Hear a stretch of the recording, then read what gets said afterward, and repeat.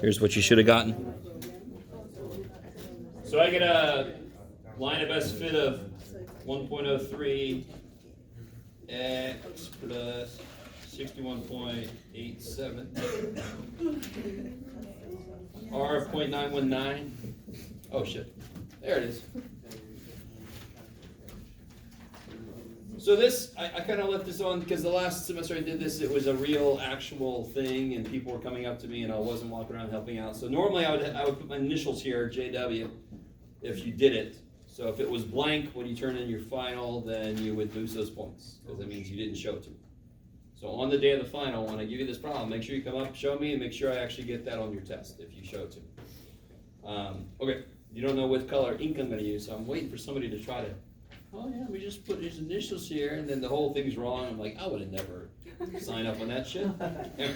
Hasn't happened yet. We'll see if somebody's got some goals.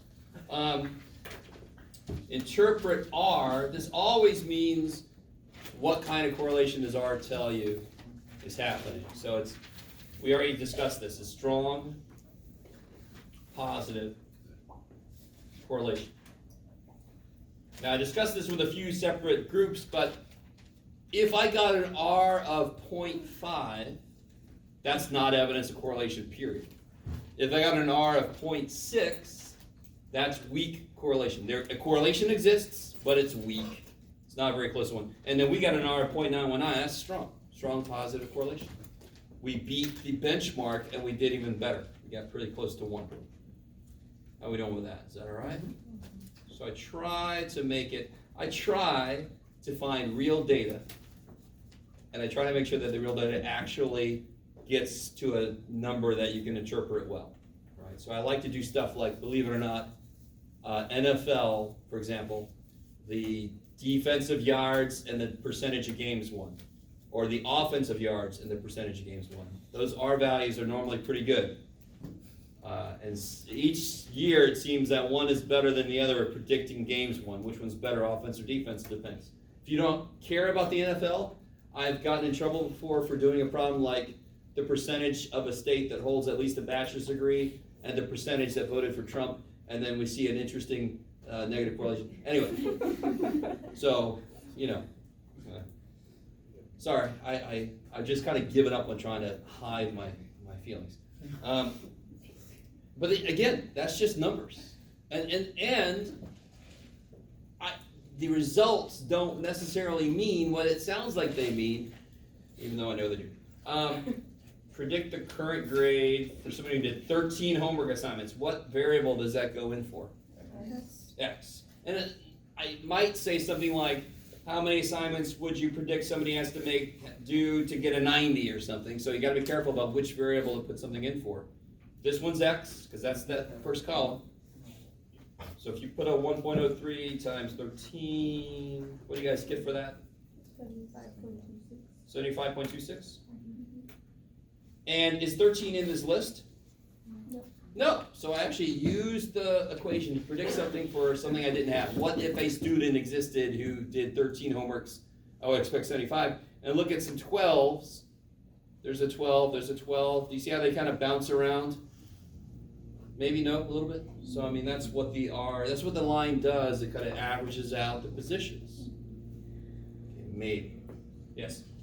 Depending on how we rounded the equation in Yes. part 1, we might be off by 100 or 2. I don't care. Yeah, as good long point. as it's ballpark. So if you give me more decimal places, you're going to have something maybe a little different here. Yeah, I like it. Okay. I think I got to a few people about this. I really want to scatter plot, so to be honest, if I were you, I definitely would put a line, and obviously the line's got to be like this because it's got to be a negative correlation. If you stop here, though, it's no good. It's just a line. I don't see any data. All right, so put some data on there, but all the data points have to be on the line, otherwise it wouldn't be perfect. Technically 2 points is right, but give me more than 2, because 2 points make a line. So they'll always have a perfect correlation, unless they're right across from each other, right? Okay, maybe, yes. Wait, so R basically the slope, right? R is related to the slope. R has nothing to do with slope, because These are both -1 correlation. Both of those, right? But this one's definitely got a steeper negative slope, correct? Yeah. So the sign of the R is directly related to the direction that the line's going in. Okay. But that's where it stops. Okay. I like it. Because these are both -1R, but this is obviously a much bigger negative slope than that. Yes? So the 0 would just be flat. That's one way to have R equals 0. What's another way to have R equals 0? Just dots all over the damn place, because then there's no real trend. Okay. So R measures the strength of the trend that we see. So this is a perfect trend. We see them perfectly going down in a line. That's perfect. If I took this point away a little bit, now R is 0.9. If I took this one over here, and then maybe now R is 0.8, and I start pulling them away from the line, R is going to get away from -1, because -1 means perfectly negatively lined up. Okay. Maybe. And Yes. One is Oh. perfect too? Yes, 1 is perfect positive. Okay. So it'd just be the reverse of that. So 0 means ain't no linear correlation. Right? Okay. Maybe they use right grammar if you say it for real. If R is 1, would it be like the graph of like the table on the left except positive? Yeah. No, now that's an R of 1. Okay. I like it. That's an R -1. Kick ass. So that was his point. Kevin's point was it seems to be related to the slope, and it's only related in terms of the sign. If it's going down, it's -R. If it's going up, it's positive R. I like it. So of course you're right. If it's this, it's 0. Because that is a way to have no correlation. Remember what the example was that I gave you for a line like this? No? Was it not silly enough? So the height of the tree. Let me jump. All right. I've jumped that high. How tall is the tree now? All right. Let me jump higher. How tall is the tree now? That is really stupid, right? You're all like, yes, Jeff, I'm glad you're self-aware. That's remarkably dumb. But that would be this. I'm changing my height that I jump. It's changing. I'm getting it bigger and bigger. But the stupid tree is the same height. Well, of course it is. So that would be an example of no correlation, because one variable doesn't give a shit what the other one does. Okay, I like it, maybe. Maybe, okay. All right. So this last dude is the chi-square business. I think the first person I looked at, you got a different value than everybody else I looked at. But I haven't done this problem yet. What'd you guys put in the expected? 20s. Wow. Turtles all the way down. And then in the observed, I just have to tell you that. 15 of those bad boys, 18, blah, blah, blah. I think most of you guys got 8.4, right? Yeah. When you got to the end. All right, so if you didn't, let me see. This is always the most exciting thing, is to watch me put data in. So I'm not even gonna let you see it.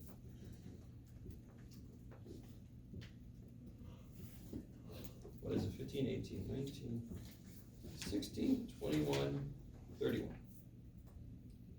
Then this would be L1 minus L2 squared, and this one would be, get up there, L3 divided by L1 in this case. Oh, by the way, for some damn reason, and I'm really sorry for this, I normally try to put observed first and expected second. If you look at the other handout I gave, I'm sorry. But you have to make sure that it's that divided by expected, which in this case I put in L1 for some damn reason. So those are the numbers, are those the numbers you got in the last column? So, holy crap. So those do add up to be 8 point whatever. What did you guys get for your critical score, your rejection region? Yeah, it was actually the same situation as on the example. 11.071, we got 8.4.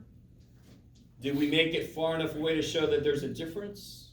No, so we did not find evidence that the die has been tampered with. Does that mean the die was not tampered with? Can we say it wasn't tampered with? No, we can't say that. That's exactly why we can't accept the null. Just because we didn't find evidence doesn't mean it wasn't.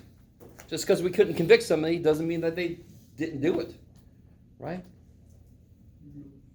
Okay, I like it. All right. So, let's take a break. When you come back, we'll kind of transition into full-on final exam review mode.